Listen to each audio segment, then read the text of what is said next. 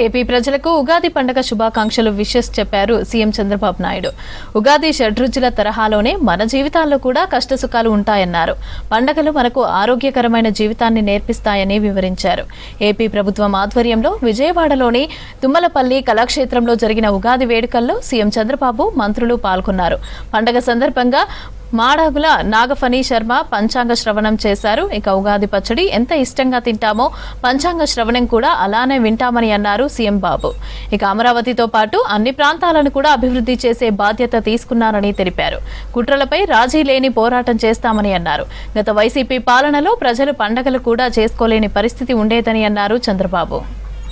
ఏ మానవుడు మాట తూలరాదు. మాట ఎంత జాగ్రత్తగా ఉంటే మనం కొంతమంది పెద్ద నాయకులను చూస్తాం. మనకే ఉదాహరణ, ఎప్పుడూ మాట జారడు. ఆ మాట జారకపోవడములోనే మన మహత్వం అంతా ఉంటుంది. ఎంత బయటికి మాట్లాడితే బహుభాషిణ శ్రద్ధధాతి లోకహ అన్నాడు. ఎక్కువగా మాట్లాడేవాడి మీద లోకానికి శ్రద్ధ ఉండదు అన్నారు. అందువల్ల మాలాంటి వాళ్ళమంటే మాట్లాడాలి, తప్పదు. మాకు కూడా చాలా నియమాలతోనే మాట్లాడుతాం, ఎప్పుడు పరిధులు దాటకుండా మాట్లాడతాం. అలాగే సహజంగా ఏ వృత్తిలో ఉన్నవారైనా మాట ఎక్కువ తూలకుండా జాగ్రత్తగా పొల్లు మాట రాకుండా చూసుకోవటం అన్నది ఒక ప్రధానమైనటువంటి సందేశము ఈ సంవత్సరము గురువు కుజుడు మనకిస్తున్నాడు. మొత్తము నవనాయకులలో 7 మంది నాయకులు శుభావహంగా ఉన్నారు. మనకు 21 మంది ఉపనాయకులలో 16 మంది నాయకులు మనకు అక్కడ చాలా శుభాస్పదంగా ఉన్నారు. అందువల్ల ఈ సంవత్సరం ఎక్కువ శుభాలకే అవకాశం ఉన్నది. మన రాష్ట్ర ప్రగతి చాలా విశేషంగా ఉంటుంది. ప్రజలందరూ ఆనందించేటువంటి సన్నివేశమే ఉన్నది. ఇటువంటి వైభవాలన్నీ కలిగినటువంటి సంవత్సరము. ఈ ఆదాయ వ్యయాలు ఇవన్నీ కూడా సమగ్ర అభివృద్ధి కోసం విశాఖ, అమరావతి, తిరుపతి రీజన్స్ పెట్టి అన్ని నియోజకవర్గాలు, అన్ని గ్రామాలు, అన్ని ప్రాంతాలు సమగ్ర అభివృద్ధి చేసే బాధ్యత ఈ ప్రభుత్వం తీసుకుంటాం. ఈ ఉగాది రోజున ఈ విషయం కూడా మీ అందరికీ విజ్ఞప్తి చేస్తున్నా.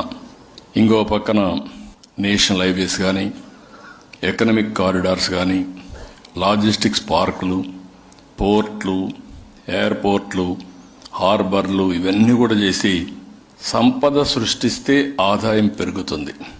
ఈ రోజున ఆలోచన నదుల అనుసంధానం జరగాలి. ప్రతి ఒక్కరికి నీటి భద్రత ఇవ్వాలి.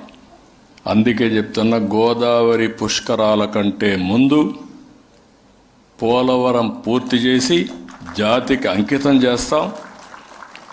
దానివల్ల మీరు చూసినప్పుడు నేరుగా కృష్ణా నదికి గ్రావిటీతో నీళ్లు వస్తాయి. ఇక్కడి నుంచి విశాఖపట్నానికి పోలవరం నుంచి నీళ్లు గ్రావిటీ తేలుతాయి. ఇంకొద్దిగా నదులను సంధానం చేసుకుంటే నీటి ఎద్దడి ఉండదు. దీనికి కేంద్ర ప్రభుత్వం డబ్బులు ఇచ్చారు. మనస్ఫూర్తిగా ఇలాంటి సందర్భాల్లో వాళ్ళు అభినందిస్తున్నా. ఎప్పటికప్పుడు నిధులు సమకూరుస్తున్నారు. ఫేజ్ 1కి ఇంకా ఒక 5,000 కోట్లు కావాలి. 1,500 కోట్లు వర్క్స్కి కావాలి. ఒక 3,500 కోట్లు దగ్గర అక్కడ రీహాబిలిటేషన్ కావాలి. ఈ 2 అయిన తర్వాత రోడ్డు కూడా వేసుకోవాలి. ఈ డబ్బులు ఖర్చు పెట్టి గోదావరి పుష్కరాల కంటే ముందు పోలవరాన్ని పూర్తి చేసి జాతికి అంకితం చేస్తామని చెప్పి కూడా మీకు తెలియజేస్తున్నా.